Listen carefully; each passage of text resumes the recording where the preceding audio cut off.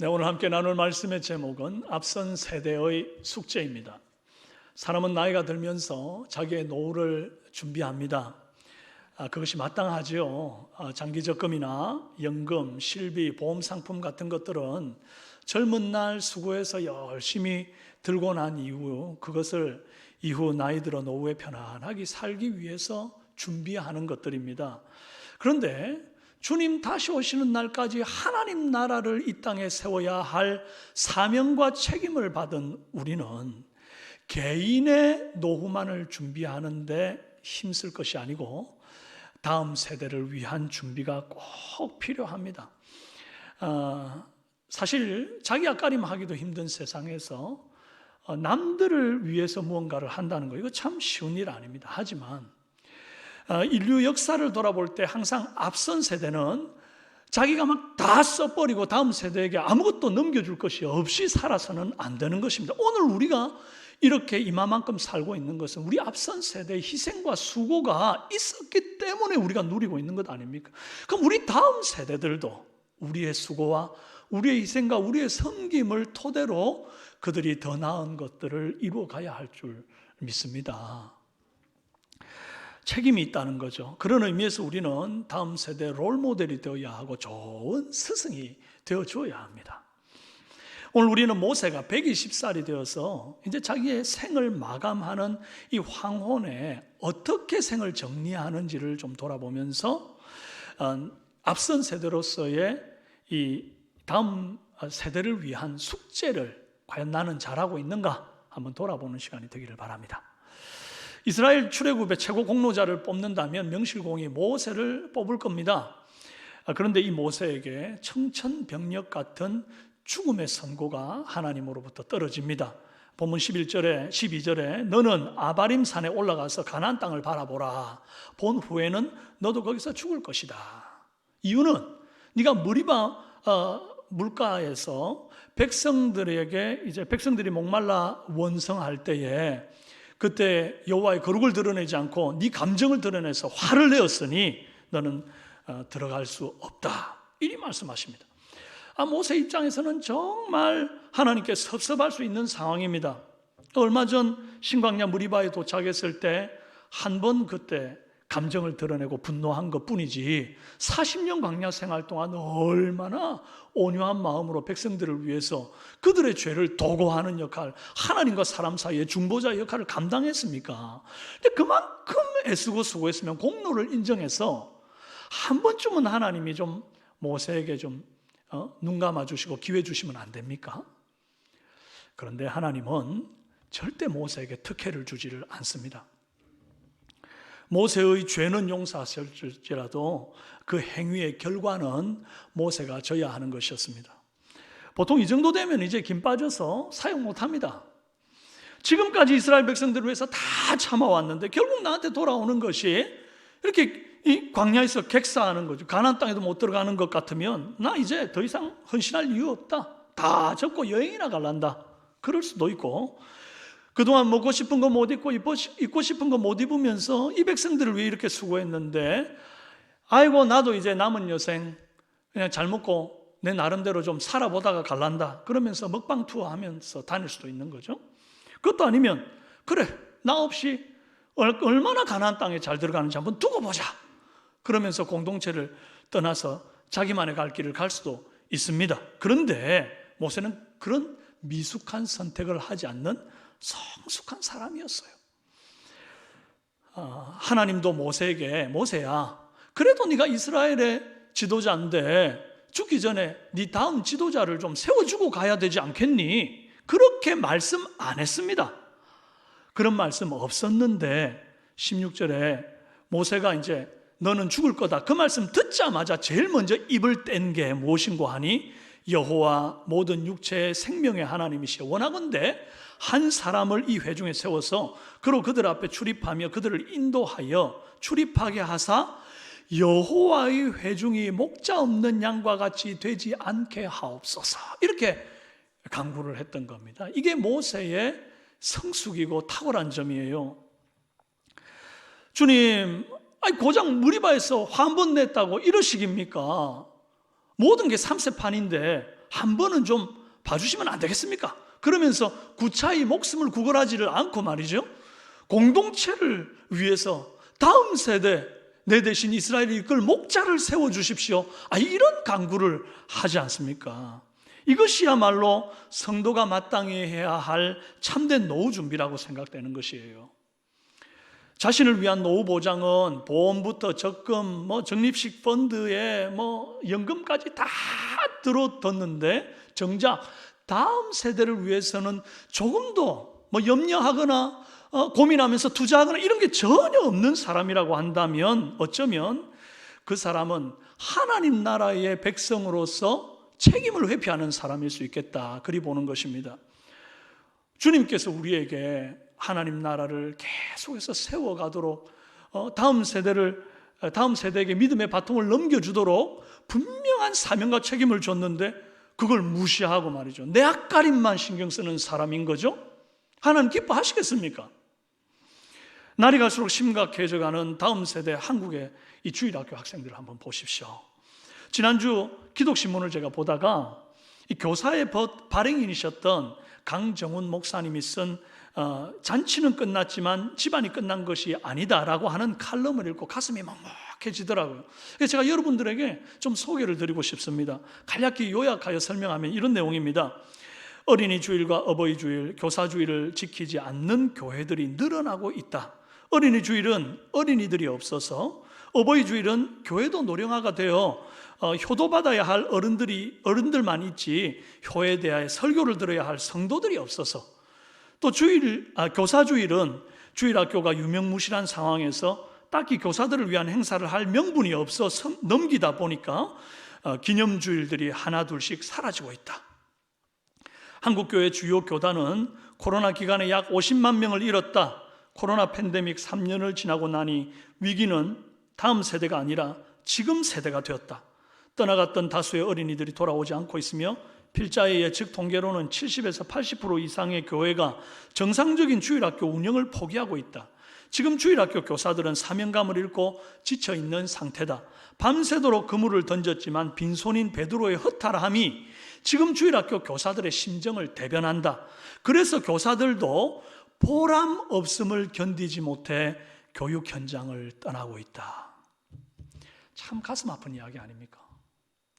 이전에 그래도 우리는 교회에 오면 어린 아이들이 뛰어노는 소리들 때문에 앞으로 이 교회에 미래가 있다, 소망이 있다, 그리 얘기했습니다. 그런데 지금은 참 위기 중에 위기를 당한 거죠. 이런 안타까운 마음으로 지금 우리 교회에 나오고 있는 주일학교 학생들을 바라보면요, 참 얼마나 기특하고 예쁜지 모르겠어요. 된소리 같은 3년 코로나 시기를 다 견뎌내고 믿음을 지킨 거잖아요, 이 아이들이. 그 믿음 붙들고 지금도 교회 나와 예배를 드리고 있으니 얼마나 소중합니까? 물론 새가족 어린 영혼들 전도하는 것도 너무 귀한 일이고 해야 되는 일입니다만은, 현재 지금 예배드리며 하나님 앞에 나오는 이 아이들을 차세대의 리더로 양육하고 영향력 있는 하나님의 일꾼으로 세우는 것은 오늘 우리에게 당면한 중요한 과제라는 것입니다. 모세와 같이 다음 세대 영적 목자로 세워야 합니다. 내가 죽고 없는 우리 가정이 목자 없는 양처럼 하나님 앞에서 유리방황하는 일들이 있어서는 안 될 것 아닙니까? 그러니 견고하게 서 있는 영적 리더를, 목자를 세워야 하는 거예요. 내가 죽고 떠난 이 교회가 목자 없는 양처럼 다 흩어지는 일들이 있어서는 안 되니 든든하게 서 있는 영적 목자들을 세워둬야 될 것 아닙니까? 우리가 앞선 세대의 책임, 숙제, 이거 잘 감당하는 은혜 있기를 바랍니다. 다음 세대를 세우는 것이 앞선 세대의 숙제라고 한다면 어떤 사람 세워야 할까요? 첫째로 과정을 존중하는 사람을 세우라는 것입니다. 한번 받아 읽어봅시다.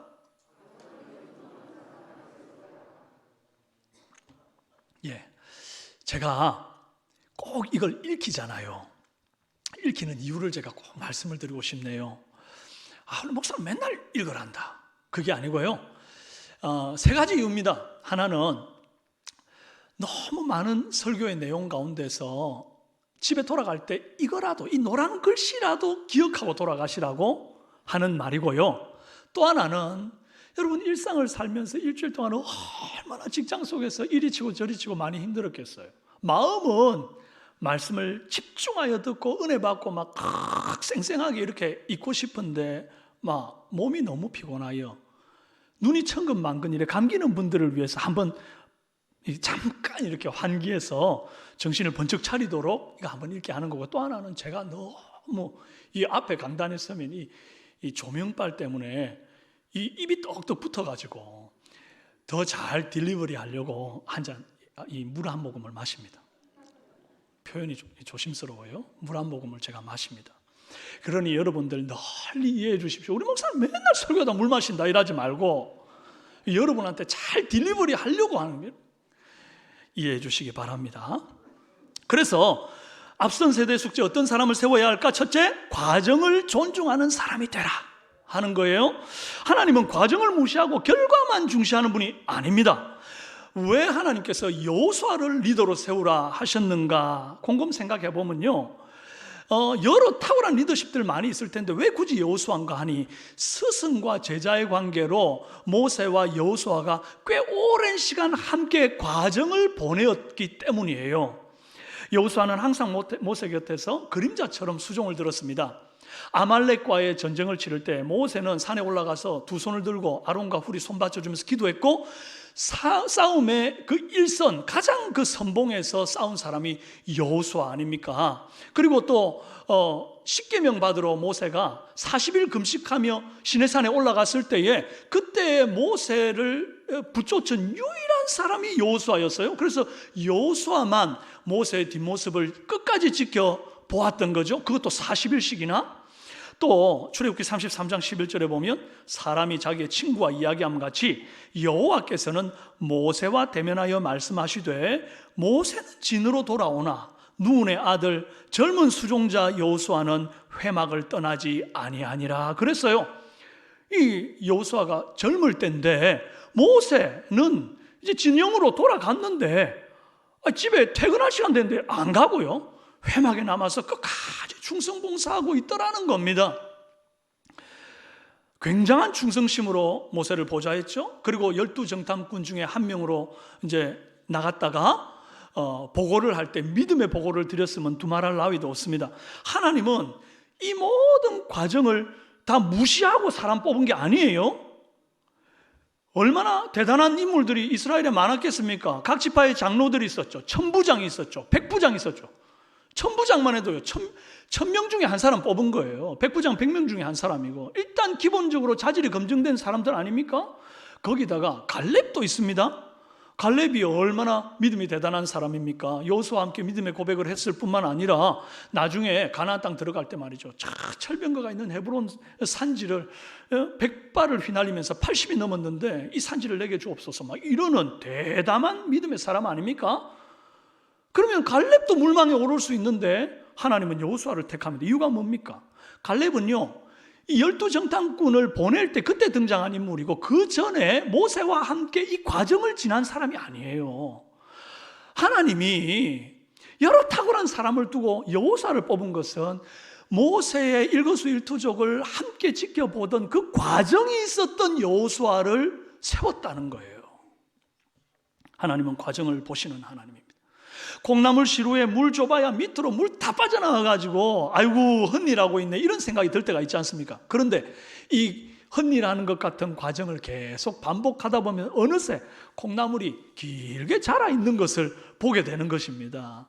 그것처럼 지금 우리 어린 다음 세대들 열심히 말씀 가르치고 막 앞에서 교사들이 진땀을 빼면서 가르치는데도 이 아이들은 막 천방지축 뛰어다니고 막 공과 공부 시간에 물어봐도 뭐 뭔 소리 하는지 모르겠다 이런 멍 때리고 있고, 또 노회 대회 뭐 전국대 이런 데 나가면 저 입상 덜컥덜컥 해가지고 뭐 얼마나 교사의 마음에 뿌듯하겠습니까만은 그런 사람이 별로 없거든요.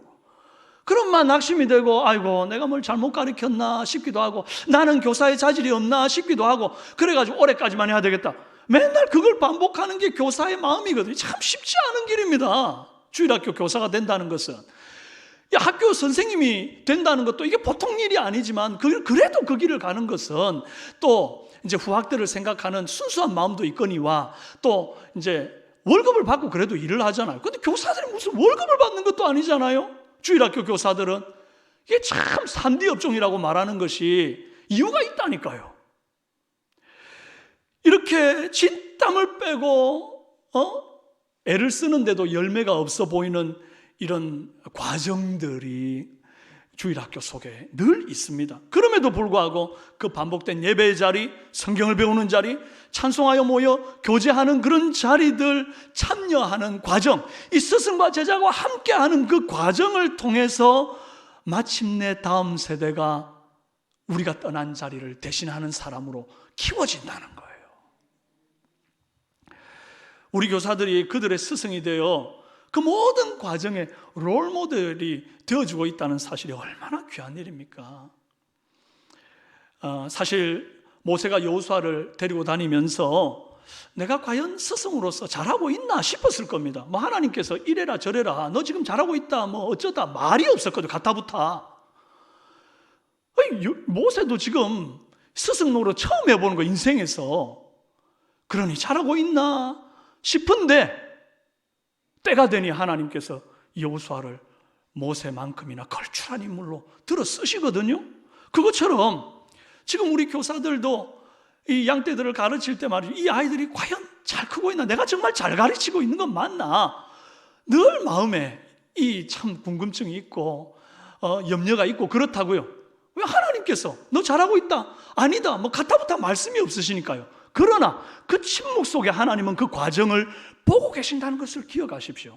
우리 교사들 많이 힘들겠지만 그 시간을 하나님이 보고 계시고 그 과정을 통과한 사람을 들어서 다음 세대 리더십으로 세운다는 것을 믿으시기 바랍니다. 이 시간 그 힘든 과정을 앞장서서 달려가지고 계시는 우리 교사들 축복하는 시간 되게 원합니다. 우리 교사들 여기 지금 모여 있는데 우리 손을 한번 쭉 내밀어보죠. 교사 아닌 분들은 교사분들에게 손을 한번 쭉 그리고 한번 축복합시다. 잘하고 계십니다. 애써주셔서 감사합니다. 할렐루야. 여러분 진심이죠? 네. 다음 세대를 세우는 다음 세대를 세우는 것이 앞선 세대 숙제라고 한다면 어떤 사람을 세워야 할까? 둘째로 영적인 사람을 세우라 하는 것이. 읽어봅시다. 모세가 자기 대신 이스라엘의 목자가 될 자를 한 사람 세워달라는 기도를 드리자 하나님이 직접 지목해서 여호수아를 딱 세웁니다. 그때 뭐라고 말하면서 세우시는고 하니 18절에 그 안에 영이 머무는 자니 그렇게 말합니다. 중심을 보시는 하나님 아닙니까? 우리는요 사람 중심을 못 봐요. 그 안에 뭐가 있는지, 속에 시꺼먼 게 있는지, 막 양심에 털이 났는지 알 방법이 없는데 우리 하나님은 불꽃 같은 눈으로 사람의 중심을 꿰뚫어 보니 하나님께서 200만 명의 이스라엘 백성들을 다 스캐닝해 보고 난 다음에 딱 한 사람을 뽑는데 그 마음의 중심에 하나님의 영이 머물러 있는 여호수아를 딱 뽑아 세운 겁니다. 그러니까 200만 명 중에 제일 영적인 사람이었다 이거예요. 하나님이 개런티한 사람입니다. 참 다행 아닙니까? 하나님께서 사람을 리더로 세우실 때 보시는 자격은 아주 간단합니다. 영적이냐 아니냐. 여호수아가 좋은 대학 나온 자니 아니었습니다. 돈 많은 자니 아닙니다. 외모 종결자니 아닙니다. 인기가 짱인 자니 아닙니다. 그 안에 하나님의 영이 머무는 자니. 얼마나 큰 은혜입니까? 얼굴 못생겼어도요 믿음 있으면 하나님이 들어 쓰는 거예요. 돈 없어도 믿음 좋으면 하나님이 뽑아 쓰시는 거예요. 할렐루야. 하나님의 사람 세우는 기준은 달라요. 회사마다 대학, 자격증, 유학파냐 이런저런 스펙들을 막 보고 사람을 뽑습니다. 그러나 하나님이 보시는 스펙은 오직 하나님의 영이 머물러 있는 사람인가 아닌가, 영적인 사람인가 아닌가, 그거 하나 본다고요. 여호수아가 다른 사람들 비해서 모든 것이 탁월하다고 어떻게 말하겠습니까? 200만 명 가운데 여호수아보다 똑똑한 사람 얼마나 많았겠어요? 여호수아보다 더 힘센 사람 왜 없었겠어요? 여호수아보다 더 가진 사람 왜 없었겠습니까? 스킬도 부족하고 스펙도 부족하고 학식도 경력도 다 부족할 수 있지만 그런 것들은 하나님께 문제가 안 됩니다. 왠고하니 하나님은 지혜가 부족하면 후히 주시고 꾸짖지 아니하시는 하나님께 구할 때 넉넉히 부어주시는 분이시거든요. 힘이 부족하면 독수리 날개쳐 오름 같은 샘 줘가지고 걸어가도 피곤치 않고 뛰어가도 곤비치 않게 얼마든지 그렇게 만들어서 쓰실 수 있는 분이거든요. 물질이 없으면 은도 내것이고 금도 내것인 하나님께서 막 물질을 동서남북 끌어다가 때려 부어줘가지고 그를 쓰실 수 있는 하나님이 뭐가 모자라서 못 쓰겠습니까? 단지 우리에게 필요한 게 뭔가 하니까 영적인 사람, 하나님의 영이 머물러 있는 거 아닌가? 그것만 되어 있으면요, 하나님이 그 일들을 다 감당하시는 거예요. 이게 그러므로 내가 하나님의 영이 머물러 있다는 것은 그릇을 준비했다는 것과 같습니다. 우리가 그릇만 준비 딱 되어 있으면 그 위에 부족한 용기도 힘도 사람도 지혜도 리더십도 다 줘가지고 하나님이 쓰시는 겁니다. 그러니 주님의 몸된 교회 일꾼 세우는 기준에 다른 것 들어오면 안 됩니다. 오직 영적인 사람인가 아닌가를 가려서 이 사람 세우는 데에 앞장서는 우리 앞선 세대의 사람들이 되기를 바랍니다. 그런데 많은 사람들이 범하는 실수 가운데 하나가 나한테 잘하는 사람, 내 마음에 드는 사람, 나랑 고향이 같은 사람, 학교가 같은 사람, IQ가 높은 사람, 이런 사람들, 학연 지연으로 연결된 사람들을 이제 다음 세대 리더로 세우려고 해요. 모세에게도 미디안에서 태어난 게르솜이라고 하는 아들이 있었습니다. 이 아들이 40년 전에 모세의 아내 십보라와 장인 이드로가 함께 이제 출애굽 여정에 합류했다가 그때 이제 이 게르솜도 합류를 했던 거였거든요. 쭉 여정을 함께 했는지 아니면 도중에 죽었는지 어쨌는지 성경에 기록은 없습니다만 만약에 살아있다고 가정을 해봅시다. 그러면 아들이 살아있으니 모세가 하나님, 내가 죽고 나면 내 아들을 내 자리에 좀 앉혀주시면 안 됩니까? 그래 청구할 만하잖아요. 그것도 아니면 형님 아론의 아들들 가운데 엘르아살과 이다말이 남아있는데 엘르아살은 죽은 아론 대신에 제사장하고 있으니까 이다말을 내 대신 좀 세워주시면 안 됩니까? 또 그것도 아니면 누나 미리암에게도 자녀가 있다면 그 미리암 자녀들을 세워가지고 제 대를 이어서 목자가 되게 하면 안 되겠습니까? 그 말고도 다른 옵션들이 많아요. 모세 곁에는 아론과 훌이 늘 곁에 있었지 않습니까? 그럼 훌의 자녀들 가운데도 괜찮은 사람을 천거할 수도 있지 않습니까? 그런데 모세는 여호와께서 지명하여 부르신 여호수아 외에는 누구도 인간적인 인맥이나 여러 가지 관계들로 들이밀어서 그 자리에 세우려고 하지를 않습니다. 철저하게 주님이 세운 그 사람의 순종을 하는 것. 앞선 세대 숙제는 바로 이것입니다. 가문도 돈도 학력도 백도 증도 영적인가 아닌가라는 기준 앞에서 무력해져야 합니다. 갈수록 고학력 실업자, 유명인 자살자, 부자 범죄자가 늘어나고 있는 시대예요. 그러니까 이 육신적인 스펙들, 세상적인 스펙들이 영적인 스펙에 절대 비교가 안 된다는 것을 우리는 갈수록 느끼게 되는 것입니다. 세상적으로 많이 가졌던 사람들이 왜 그렇게 끝이 항상 좋은 것이 아닐 때가 많으니까요. 그런데 저와 여러분이 그렇기 때문에 우리의 자녀들이 다음 세대를 이끌 영적인 사람들이 되는데 전력을 기울이는 은혜 있기를 바랍니다. 돈에 의지하는 사람, 증에 의지하는 사람, 사람에 의지하는 사람, 권력에 의지하는 사람, 그런 사람 길러내면 안 됩니다. 오직 성령께 의지하는 사람 길러내는 저와 여러분 되기를 바랍니다.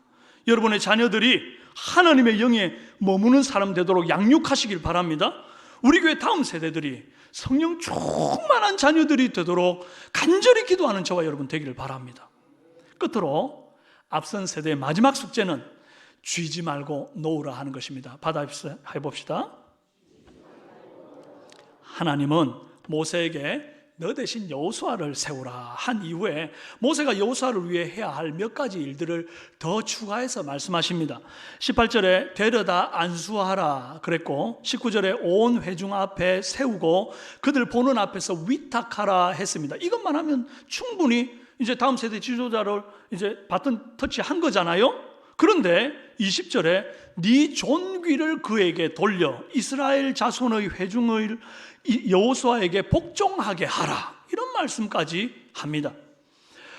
사실 하나님이 모세에게 너무 많은 요구를 하는 것 같아 보이지 않습니까? 안수하고 백성들 보는 앞에서 지도자의 자리를 위탁했으면 그것으로 충분할 것 같은데 왜 네 존귀를 그에게 돌려라, 회중을 여호수아에게 복종하게 하라, 이런 좀 과한 요구를 하는 듯하죠. 모세가 그동안 이스라엘 백성들에게 받던 존경과 신뢰와 인기를 다 여호수아에게 돌려줘 보라라는 겁니다. 가나안 땅에도 못 들어가고 죽는 판에 그나마 남아있던 백성들의 존경과 신뢰와 인기까지 다 줘버리면 이제 모세한테 남는 게 뭐가 있습니까? 빈털터리예요. 그리고 다 큰 성인인데 지하가림 지가 해야지. 지가 잘하면 백성들이 알아서 복종할 거고 지가 못하면 복종 안 하겠지. 내 손 떠났으니까 나는 모르겠다, 그럴 수 있는데 모세가 그러질 않습니다. 뭐라고 하는 거 아니까 22절에 모세가 여호와께서 자기에게 명령하신 대로 하여 여호수아를 데려다가 제사장 엘르아살과 온 회중 앞에 세우고 그에게 안수하여 위탁하되 여호와께서 모세에게 명하신 대로 하였더라. 명하신 대로 했다니까 뭐 했다는 거야? 존귀를 그에게 줬다는 거야. 여호수아에게 이스라엘 백성들이 복종하도록 백성들을 권면했다는 거예요. 이렇게 다 내려놓는 거 이거 보통 일 아닙니다. 이거 쉬운 일 아닙니다. 이게 어려워서 마지막에 비참했던 유명한 인물이 바로 사울 왕이었습니다. 사울에게는 하나님의 영이 떠났고 악신이 그를 괴롭혔습니다. 주님은 이미 다윗을 새 시대 새 리더자로 선택하셨고 이스라엘의 목자로 삼아버렸습니다. 그런데 사울은 이스라엘 초대 왕으로서 얻었던 그 존귀를 절대로 놓고 싶지를 않습니다. 그래서 이 차기 리더로 세워진 이 다윗을 죽이려고 창을 던지고 자객을 보내가지고 죽이려고 애를 씁니다. 그렇게 더 움켜쥐려고 하면 할수록 사울 왕의 마지막은 더 비참해졌어요. 만약 사울이 일찌감치 쥐고 있던 손을 놓고 다윗에게 멋지게 왕위 수요식을 하고 뒤로 한 걸음 물러났다면 참 아름다운 노후가 되지 않았을까 싶은 생각을 해봅니다.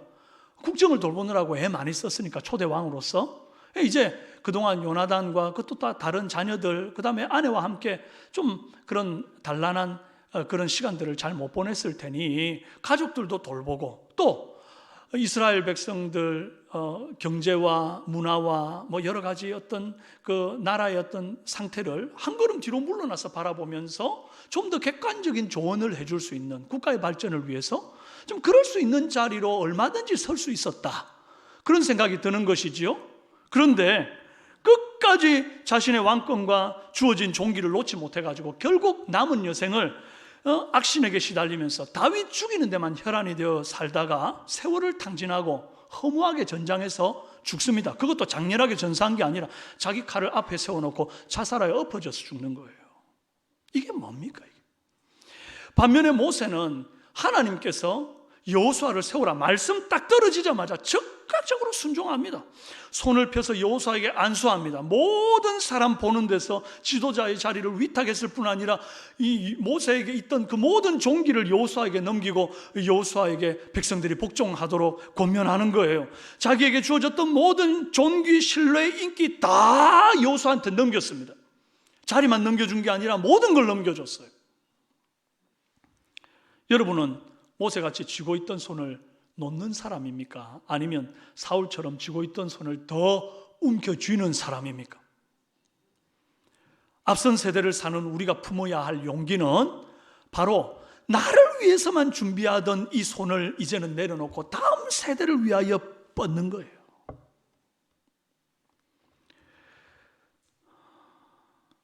내가 받았던 영광을 내 자녀 세대가 받게 해야 됩니다. 내가 받았던 신뢰를 우리 교회 젊은 청년과 청소년, 어린이들이 받도록 해야 합니다. 사랑하는 여러분, 우리 노후 준비 잘 좀 합시다. 최고의 노후 준비는요, 다음 세대를 위한 준비예요. 내 한 몸 안위를 위해서 그치지 말고 다음 세대 젊은이를 위해 투자하는 인생이 되기를 바랍니다. 저는 지금 간절하게 기도하고 있는 것들이 있어요. 만날 때마다 우리 성도들에게 한 번씩 제가 제 마음을 이렇게 비추는 때가 있는데, 오늘 정말 다음 세대를 위해 이렇게 말씀을 전하는 자리에서 정말 이렇게 다 계실 때 한번 드리고 싶은 이제 기도 요청이 있습니다. 다른 것이 아니고 정말 우리 교회 미래를 바라볼 때에 이제 다음 세대를 위한 사역을 준비해 나가야 되겠는데, 우리 교회가 어린 아이들이 교회에 오면 있을 데가 없어요. 예배 드리는 공간은 있으나 뛰어놀 공간이 하나도 없어가지고 교회 왔다가 예배만 땡치면 빨리 집에 가자 그래가지고 젊은 엄마 아빠들이 애들 등살에 어쩔 수 없이 교회 섬기고 봉사하고 좀 교제도 하고 말씀도 배우고 좀 이러고 싶은데 그걸 못하고 집에 가는 거예요. 그러면 어떻게 다음 세대가 서겠습니까? 그래서 하나님 앞에 기도하기는, 하나님 정말 1층은 카페를 근사하게 만들어가지고 2층에는 키즈랜드가 있어가지고 막 아이들이 거기에서 마음껏 뛰어놀 수 있는 정말 매력적인 공간, 그런 것들을 하나 키즈랜드를 허락하시고, 그 아이들을 위해서 뛰어놀 때 그 카페에서 1층에서 부모들이 모니터로 아이들 노는 거 잘 보면서 또 성경 공부도 하고 교제도 하고 좀 그럴 수 있는 공간을 한번 주시옵소서. 그리고 3층에는 우리 다음 세대는요, 어린아이들만 말하는 게 아닙니다. 이제는 노년층이 너무 많아요. 130대 세대를 지금 바라보고 있기 때문에 그 세대를 준비하지 않으면 안 되는 거예요. 지금 여기 얼마나 많은 우리 엘림 어르신들을 비롯하여 많은 성도님들이 있습니까? 그러니 이제는 한 3층에는 이제 주간보호센터 같은 걸 만드는데, 이게 세상 주간보호센터가 달라요. 세상 주간보호센터는 가면 이런 거밖에 안 하거든요. 손운동하고 그런 거 말고 말이죠. 교회 와가지고 함께 주 안에서 은혜를 나누고 교제하고 기도하고 막 다음 세대를 위해서 함께 고민할 그런 아름다운 공동체의 모습이 갖춰져야 되지 않겠냐 하는 것이에요. 그렇게 딱 여기 근사하게 한 군데 딱 마련해 놓으면 바로 옆에 엘키즈에서 우리 그 학부모들이 애들 여기 유치원에 대다 놓고 있을 데 없어가지고 두리번거릴 때 카페가 눈에 보이네? 그리고 딱 들어와가지고 앉아서 애들 학교할 때 기다리고 있다가 마치면 데리고 가. 그러면 그때 우리가 복음 전하고, 이 아이들이 엄마하고 만나려고 카페로 왔다가 엄마야 저기 좋은 키즈랜드가 있네 이래가지고 올라와가지고 집에 안 가고 막 노는데, 그러다가 막 그냥 우리 교회 아이들이, 주일학교 아이가 이제 전도가 자연스럽게 되어지는 역사예요.